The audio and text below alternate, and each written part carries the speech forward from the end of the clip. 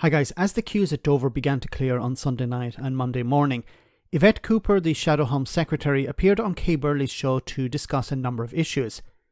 Kay asked the Labour MP about the delays at the port. Now, as we know, this is mainly due to more rigorous passport checking as a result of Britain becoming a third country. I was afraid that she was going to start talking about something else, but I was somewhat relieved that she did blame Brexit. Somewhat relieved. Have a listen. What do you blame for what happened in Dover over the weekend when some kids were in a coach for up to 20 hours, not able to get across the channel? Oh, it's a total nightmare for those children. You had school trips being cancelled that they will have been looking forward to and then just, cancelled as a result of all of this chaos.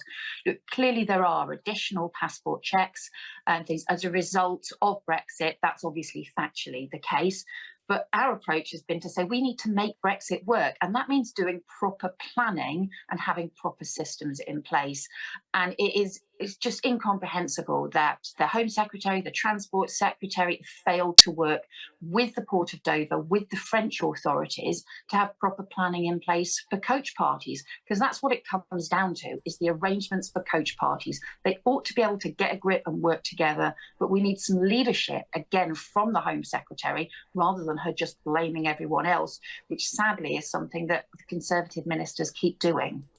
Okay, so on the surface, we should be angry. Why are you talking about making Brexit work?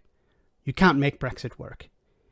But if we dig a bit deeper into her response, we have to understand that the Labour Party want to convince the public that they will fix the problems. Now, I'm not a fan, and neither are you probably, of this make Brexit work. You can't make Brexit work. Brexit is a disaster.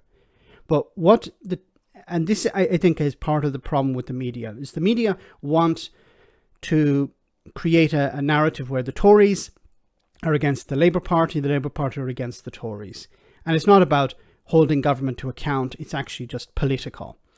So you have to play that game. So what does Yvette Cooper have to do? She has to blame the Tories here. There's no point blaming Brexit in her eyes. I'm not defending what she's doing, I'm trying to understand it. But there's no point blaming Brexit. You have to blame the people who are in charge. And you notice here she blamed the Home Secretary and the Transport Secretary because they are ultimately responsible. She said that they didn't meet or they didn't organise properly. That was their responsibility.